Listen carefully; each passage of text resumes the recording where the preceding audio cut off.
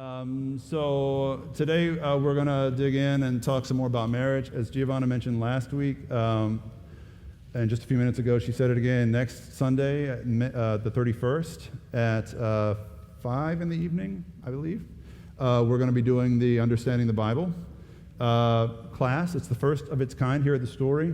One of the reasons we call this church The Story is because I think the greatest hurdle to people who feel disenfranchised and disconnected from God and the church is the Bible, and how to read this book and whether or not this book can be trusted. And so one of the reasons we call the church The Story is because I want us to work very hard at reimagining and recapturing the story this book tells. And we've got a lot of work to do to get from the place where we are now as a culture with this book to where I think we need to be. And so I'd love for you to join me next Sunday afternoon for that class, Understanding the Bible. You can RSVP if you want, or just show up, and we'd love to have you. We'll have hot coffee. Better coffee than what we serve here on Sunday mornings. I'm really sorry about that, by the way. We've got to do something about our coffee situation. That is ungodly, what we're doing right now with our coffee. But there are plans in the works, and so be patient there. So let's dig in. We're going to talk about marriage. I am no marriage expert by any means, but not only have I been married for 16 years, I've been in ministry for that long, and I've been able to work with a lot of young couples as they are getting ready to get married, a lot of single people as they're hoping to get married, and married people as they go through the peaks and valleys of married life. And so I hope this message speaks life into our married couples. This is the one sermon from the 5 that is actually written for married people. Married folks to this point in the series have just kind of been hanging on through all these dating conversations, waiting for the series to be over mostly. And this is your day, married people. Now, whether or not you enjoy what I'm going to tell you is another matter entirely. But single folks, this may be a time of preparation for you, or if you have married people in your life who you love, this could be a way for you to speak life into their marriage as they may be struggling. And so I hope that this lands in some helpful places for us. The truth is that, by all accounts, marriage as an institution in America is on its way out. And I'm not even getting into the whole political stuff about like who should get married and who legally can. And that's not really what I'm talking about. I'm just talking about marriage as it stands now is in trouble because stats don't lie. And for the first time ever in any human civilization in America today, there are more single adults than married adults. Think about that. That's really interesting. I mean, I don't know if it's a crisis, but I know it's different than anything we as humans have ever experienced. And I know that there are some residual effects of that cannot be denied. Most children born to women under the age of 30 are born to single mothers. And there are over 20 million children in America now who are being raised by just one parent. And so that number continues to rise as marriage and the marriage rates continue to fall. And so it's just remarkable to me that this is happening in our culture, given what we talked about 2 weeks ago. Do y'all remember how many people who are single today still say marriage is their hope? Marriage is their vision. 4 out of 5 single adults in America still say, I hope to be married one day. I want to spend the rest of my life with the same person. But do y'all remember what they say? The excuses that are most often used by single people who are waiting to get married. I know there are some single people in the room who would rather not wait, but circumstances are forcing you to wait for whatever reason, and I'm not placing blame or anything.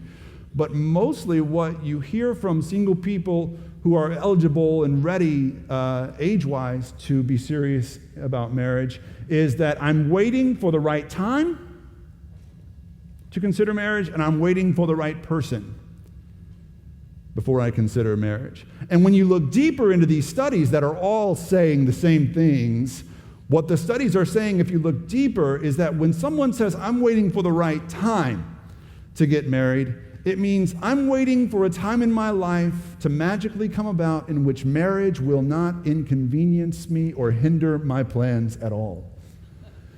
Everyone who's married is just died inside a little bit. But the thing is, marriage will change your plans. So if you're waiting for a time in your life when you're settled, when you've done all the traveling and all the living you want to do before you strap on that old ball and chain, if you're waiting for a time in which you're financially stable and out of debt, you're going to be 80 before you're married. If you're waiting for the right time, I would encourage you to reconsider. What's even more interesting is people that say, I'm waiting for the right person. And this is especially true for the men in these studies, but it's also true for women. People, when they're studied, when they answer, I'm waiting for the right person to come along before I consider marriage, what they're really saying when you ask them the follow-up questions is, I'm waiting for someone to come along who will not try to change me. I'm waiting for someone to come along who takes me as I am and loves me for me and will never nag me or try to change me. Because that's what culture has taught us about ourselves. People my age and younger, we have been conditioned to believe that I am the most important person in my world. And I'm a good person. And regardless of any evidence to the contrary, I'm a good person. And someone out there I'm going to find them, and they're not going to want to change me. They're going to love me for me. And besides, the motto of this generation is, you can't spell marriage without me, right? So the whole idea is that without me, big M, big E, there is no marriage. The only issue with this right time, right person problem is that it's exactly the opposite to how marriage really works. And this lie we've been told that keeps us from getting married, keeps us from dating seriously, and then gives us problems later in marriage, frankly, I'll talk more about that in a minute, is a lie. It is something we believe, but it is not true. Marriage is not about me. Marriage is saying no to me. It is saying yes to us. Generations before mine understood this. My grandparents' generation and their grandparents, they understood the concept of putting something bigger socially before myself and the common good that came with things like marriage and a stable home life. But that, I think, in a nutshell, is why marriage can be so hard for so many people once you do get married, because you go into it with that expectation that this is the right person because he or she doesn't try to change me, and then you get married. And it's never quite what you expected it to be. Great expectations are the beginning of a disappointing marriage. Unreasonable expectations. Do you ever go to a movie and you got like 99% on Rotten Tomatoes, and you're like, this is going to be the greatest movie ever, and then it's a good movie, and you walk away disappointed, right? Marriage is kind of like that. All right, so let me explain. All right, don't just take that home with you, but I want to explain what I mean, okay? When Gio and I got married, we were 20 years old, and we knew couples that were having problems. We knew married couples that were splitting up or fighting or squabbling, or they would backbite each other. Behind each other's backs, they would talk about each other. And we just thought they were doing it wrong and that we were different. We were special. No one's ever loved like we've loved. No one's ever felt about anyone the way I feel about you, baby. Those are the famous last words of any young couple. We're different. No one can tell us what to look out for. No one can tell us about ourselves. We are special. We are different. We're not like other couples. And then we got married. And it didn't take long for us to see that maybe we're not perfect for each other. About 6 months into the relationship, I'd say it's safe to say that we were both questioning the validity of our union. And we were both wondering. And it wasn't anything massive. It was all the little things. I'll give you an example. So when I am going to bed at night, one of the things that I like to do every night, I like to go into the kitchen. I like to take the butter out of the little butter thing, and I like to set the butter out on the counter. Why? Because I like soft butter. When I wake up in the morning, I like to be able to go right in there, make my toast, and spread the butter. Real butter, not the margarine stuff, real butter on my toast, and I like it to spread evenly and nicely. Giovanna was horrified. She brought me into the kitchen one day, I'll never forget. She said, look at the sweat on that butter. You know, like butter is condensation, right? And it's gross. And she was like, I think those are bug tracks on the top of your butter. It's disgusting. And butter will spoil. You can't leave it out like this. And she wasn't perfect either. I mean, she had her issues. I remember how she used to unload the dishwasher. So there's a silverware drawer, right? And usually in the silverware drawer, there's a tray with a place for little spoons and big spoons and little forks and big forks and knives. That's how you do it.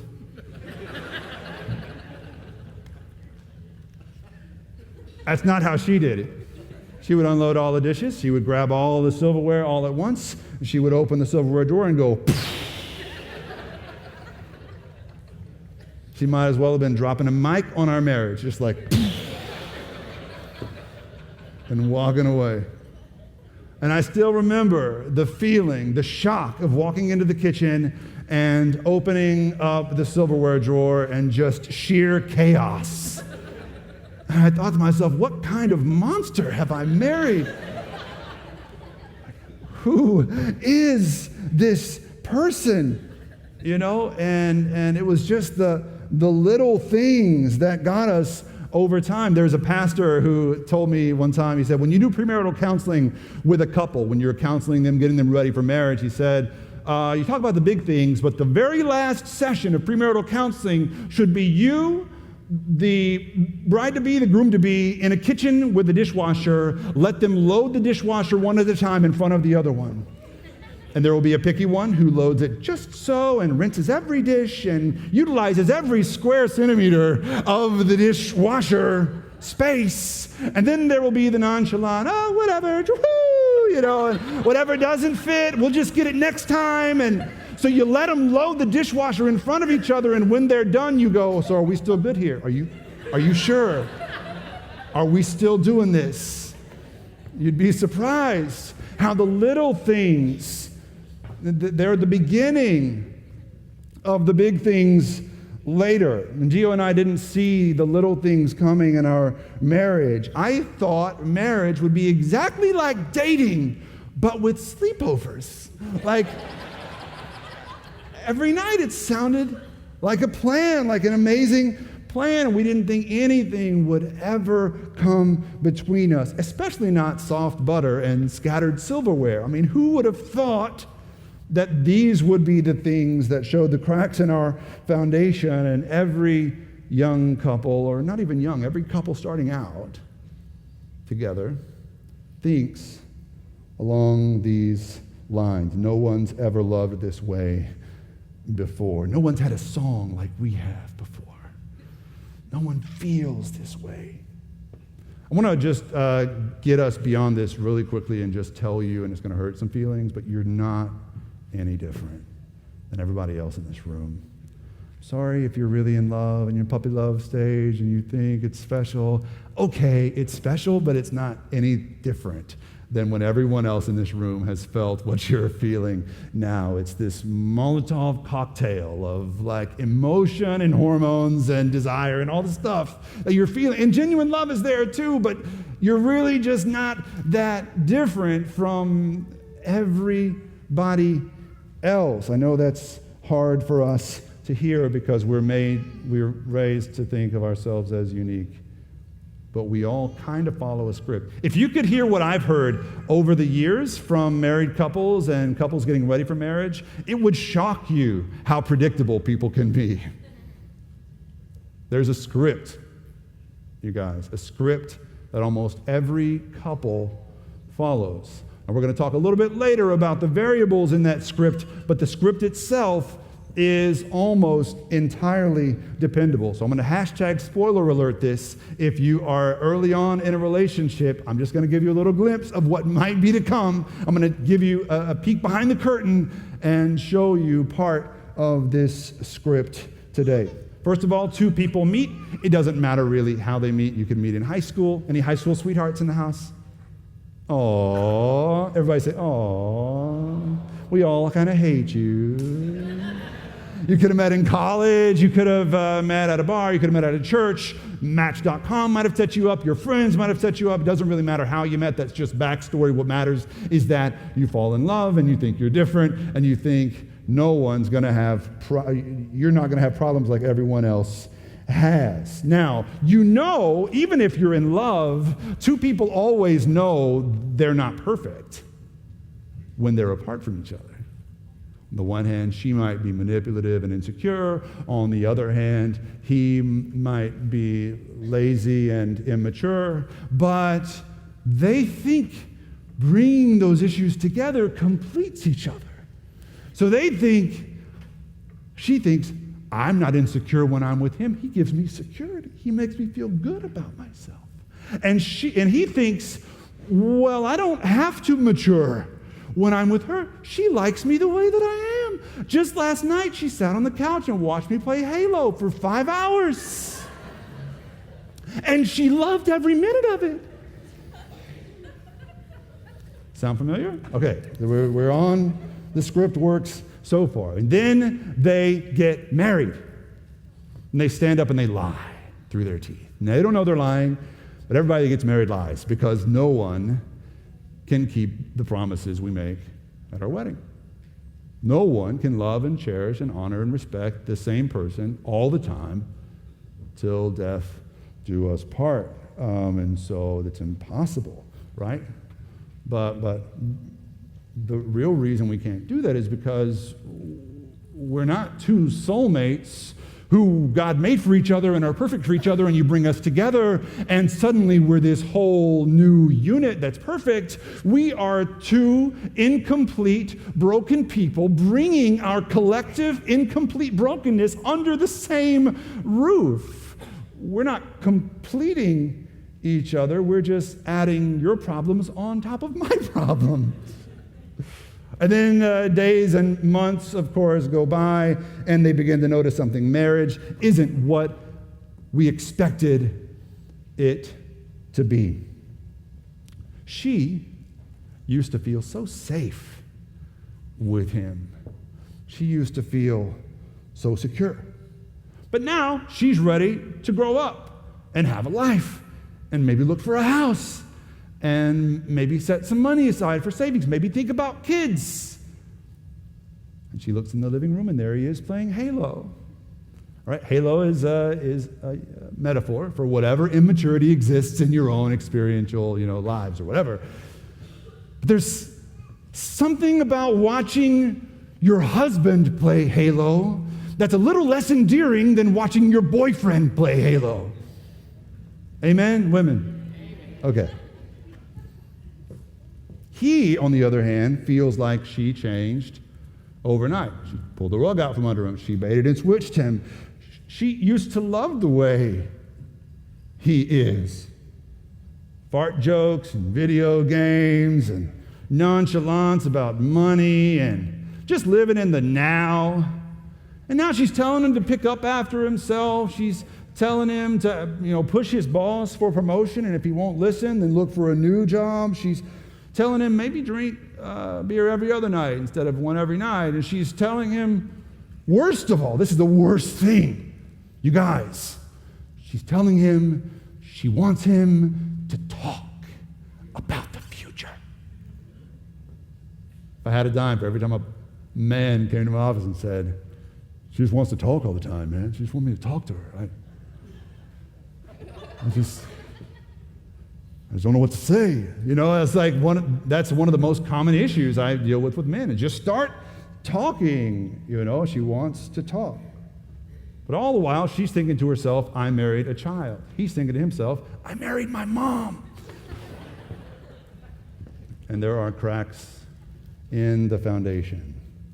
Tim Keller, a pastor in New York City, puts it this way. He says, in Western culture today, you decide to get married because you feel an attraction to the other person. You think he or she is wonderful, but a year or two later, three things usually happen. First, you begin to find out how selfish this wonderful person is. Second, you discover that the wonderful person has been going through a similar experience, and he or she begins to tell you how selfish you are. And third, though you acknowledge it in part, you conclude that your spouse's selfishness is more problematic than your own. This is another part of the script. And suddenly there's a growing rift between you. There's growing resentment. There's a little bit of unforgiveness. And almost overnight in a marriage, it can happen that the person you married, the person that used to complete you, is now kind of an adversary. When she walks in the room, you're not really sure if she's on your team anymore or not. You kind of start avoiding each other. You're not really sure if he's on board with your visions for the future and for what you want a life to look like. And it's almost without fail that this is the point in your marriage at which something happens. There's some kind of unexpected event. There's some kind of adversity. Some storm blows into town in your marriage, and it's something that was unforeseen. Maybe someone loses a job. Maybe you have money problems. Maybe you're trying to get pregnant, but you can't, and there are fertility issues. Or maybe you do get pregnant and you have a child, which is its own brand of adversity for a marriage. And you discover a truism that I want to share with you today. It's going to be on the screen. It's that crisis reveals character. Did you say that with me? Crisis reveals character. How you respond in the midst of a crisis reveals the kind of character that you had before the crisis came. So I'm talking about couples. This is also true for individuals, but especially for couples today. The way that you respond as a couple when an unexpected storm blows in reveals and exacerbates and magnifies the kind of character you had worked or not worked to build in your marriage to begin with. And so what happens is, if the little things have already broken in, if you haven't done the maintenance to stay on top of your marriage and stay connected, the little things are already coming in and making you doubt whether the person you married is the right person for you, because she doesn't love you the way you are anymore, and because he doesn't give you the security that he used to. If you're already feeling that way before that unexpected thing happens, when it happens, you're toast. Preparation for difficult times is so important in marriage. Laying a foundation for your connection before the storm comes is crucial to your health as a married couple. Now, anybody want to guess when typically men most often have an affair in a marriage? Which year? Any guesses? 7, everybody hears a 7-year itch and things like that. Typically, it happens during the last 3 months of his wife's first pregnancy into the first 9 months of the first child's life. Now, I know what you're all thinking. What a jerk. What kind of a jerk cheats on a pregnant woman? You know, men are pigs. Maybe what you're thinking. I can understand that. However, women also have affairs, and typically women have affairs during or soon after a crisis has come about in their marriage or at home somehow, some struggle that they are going through. Because crisis reveals character for individuals and for couples. So if a man is already resentful because his wife wants him to grow up, or because she doesn't worship the ground that he walks on anymore, because she doesn't worship the couch that he sits on anymore, if he's already resentful because he woke up to find refrigerated butter, hard as a rock, waiting for him in the kitchen, if he's already got that going on, then when they have fertility problems, when somebody dies and there's stress, when there's money issues, when the first kid comes around, he will take that undealt with resentment to work with him or to Facebook with him. And at this part in the script, there is always someone else at work. There's the woman at work. There's the woman on Facebook whose husband doesn't tell her she's pretty anymore. The woman on Facebook whose husband is always complaining about the silverware drawer being chaos. You know, there's always someone else. And if you haven't done the preparation work, if you haven't defined your character as a human being and as a married couple, when the storm winds blow, you have no chance. And in that moment, I want you to hear this just practically, guys and women. In the moment, the very moment in which a spouse begins to overshare something that's private and secret with someone else, that is a telltale sign. And it's something many, many people fall into. And I'm not judging. I'm in no place to judge. I'm just throwing out a warning sign here. That is a very, very big step.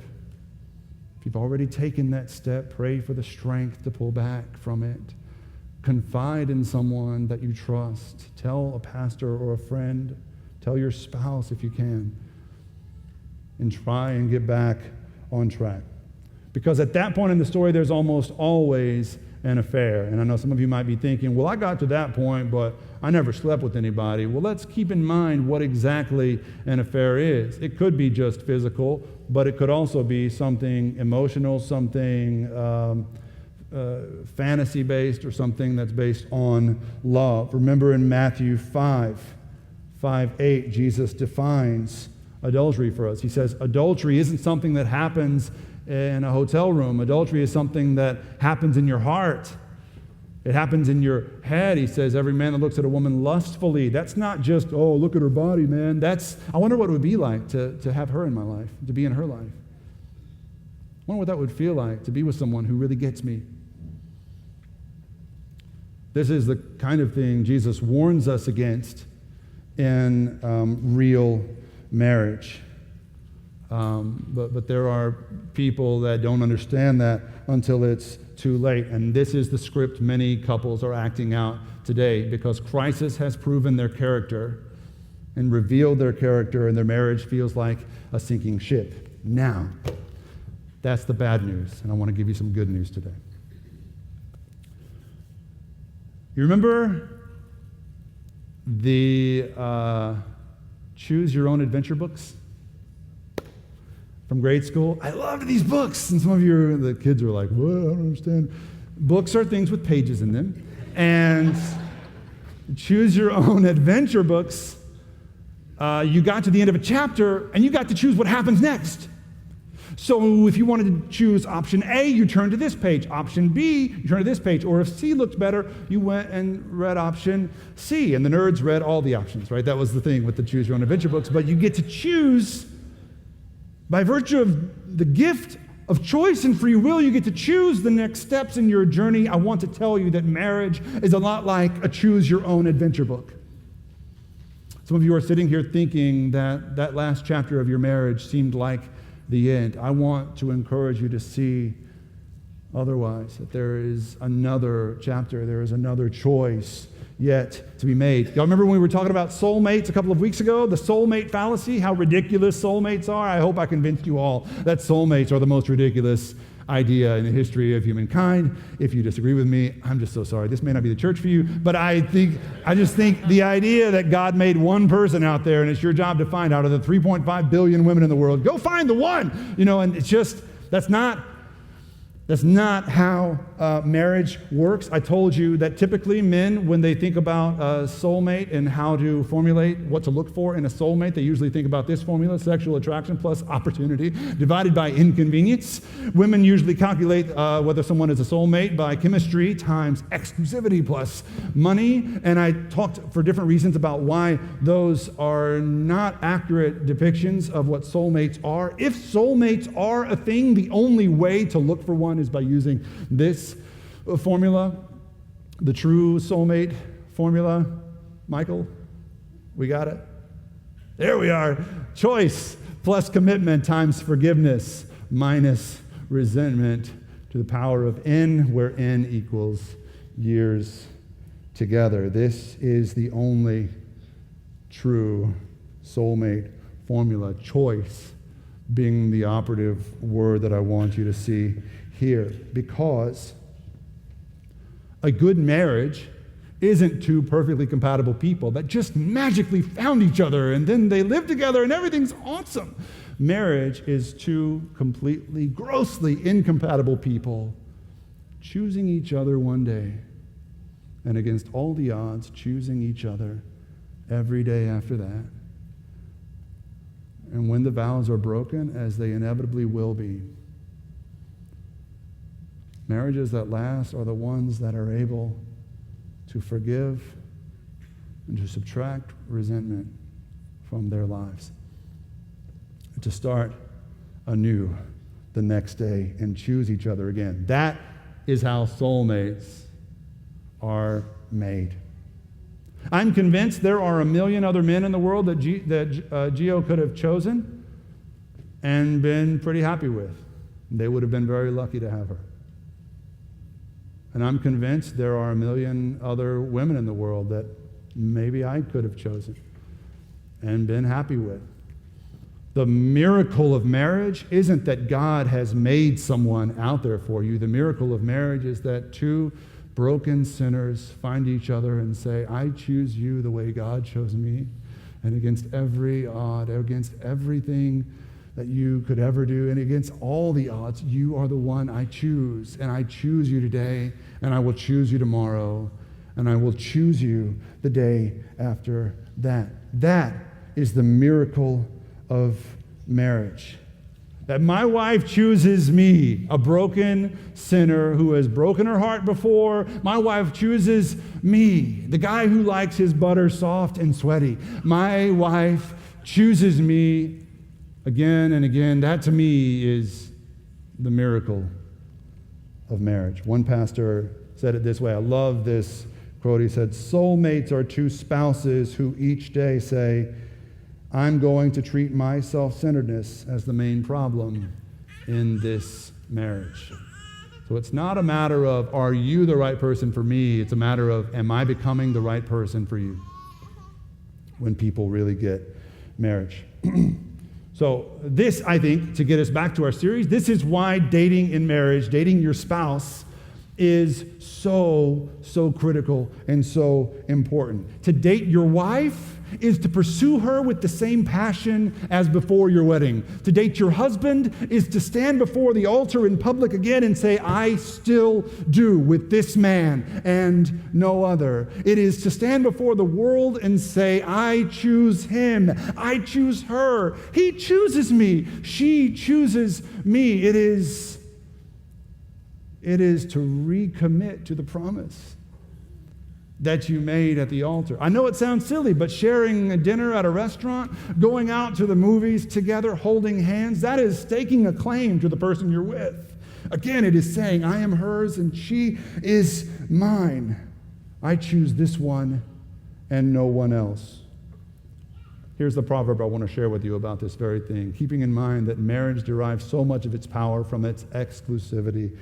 Matthew 5:15-19. Drink water from your cistern, gushing water from your own well. Should your fountains flood outside, streams of water in the public squares, they are yours alone, not for you as well as strangers. May your spring be blessed. Rejoice in the wife of your youth. She is a lovely deer, a graceful doe. Let her breasts intoxicate you all the time. always be drunk on her love, and no one else's. The most common metaphor in the Bible for your relationship to God is marriage. The most common relationship to our relationship to Jesus is marriage. We believe the message of the gospel is that through Jesus Christ's death and resurrection, God has proposed a marriage to us, and we have accepted. We have said yes. And every time we gather, it is a renewal of those marriage vows. But this marriage, just like any other marriage, should never be taken for granted. This marriage needs work. We have work to do on our marriage with God. As the church, we have to maintain what we have, because crisis will come. Adversity will shake you in your faith, and depending on the choices you've made to this point, that crisis will either bring you closer to Jesus or it will drive you farther away from God. I've seen it happen both ways. That's how marriage works. It is your own choose your own adventure book. The choices that you're making now are shaping the character of your marriage later. Now, I haven't always been the best husband. I've made my own share of mistakes. Giovanna hasn't always been a perfect wife, but there's one thing we've always gotten right. Every week for the 16 years we've been together, we've gone on at least one date together. We have rarely, only when I've been out of the country or whatever, have we missed a weekly date together. Now, back in the day when we were broke and young and poor, we had to be creative. We would go feed the ducks at the pond, but we wouldn't feed them the good bread. We would save the heels of the bread for weeks, and then we would give the ducks those stale heels. They didn't care. They're ducks. So we just give it to them. Whatever didn't cost money, there's ways to be creative. We would go and take the car up to this scenic overlook in our college town. This was before we were married, and it was like this. You could see for miles, and there was like water and rivers and lake and trees and a sunset, and I would play the Last of the Mohicans soundtrack. You guys be careful with that, man. Some powerful stuff. If you're not married, I wouldn't recommend it yet. Save it for later. The soundtrack, and the other thing. And then later in life, we were able to go to the movies together, and we were able to go to our favorite sushi place or whatever together. Every single week, we try and do something. And yeah, it gets expensive, and yeah, there are times when it feels like there's no time for it. But what is your priority? What is our priority? Every chance that I get, the longer I'm with this woman, the more I realize every chance that I get to hold her hand and put my arm around her and say, this is the one I chose, this is the one I choose, this is the one I will choose, and for some reason she's choosing me too, and that does something to my heart. Every chance I get, I take it. Guys, I'm telling you, there is nothing that will turn your marriage around or prepare your relationship for adversity later like holding your spouse's hand in public and making time for one another. Married people, finally, I'm wrapping up here. Married people. There is nothing that's a greater threat to your marriage than unmet expectations and growing resentment. We got to deal with your unmet expectations and with growing resentment that follows those unmet expectations. The world has told you that you are the most important person in your life. Culture has told you that you can't even spell marriage without me. I'm encouraging you, I believe God is encouraging you to be countercultural, to begin to see things in a different way. I believe that there are broken marriages in this room right now that need one person to go home today and break through the years of resentment and be the humble one, be Jesus on the cross, and get on your knee in front of your spouse and say, will you go out with me? Pursue her. Chase him. Let the person God has given you know that you desire time with him. That you will make the time to enjoy each other, and you hold hands together in public and say, this one is mine, and she says, this one is mine. I'm encouraging you to love each other in the way that God has chosen to love you, and this is what I mean.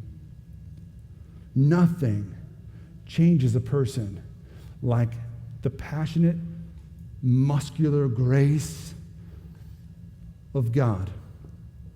And here's the lie we believe. The lie we believe about marriage is that if things are going wrong and I have unmet expectations, the lie we believe is that the person I married is not the right person. There is someone better maybe out there for me, and maybe I just missed the boat and there's someone better. Maybe she's the one, or maybe she's the one, or maybe he's the whatever. The truth of the gospel, the truth of God's love, is that you're already married to someone better. And your task, your holy calling as a Christian spouse, is to love them in such a way, to love them as God loves you, so that one day you wake up next to someone better. One day you wake up to next to someone better than you ever imagined sharing a bed with, better than you could ever deserve. Your soulmate. This is the power of God. This is the purpose of marriage. Date your wife. Date your husband. Say to her in the world, she is mine. Say to him in the world, he is the one.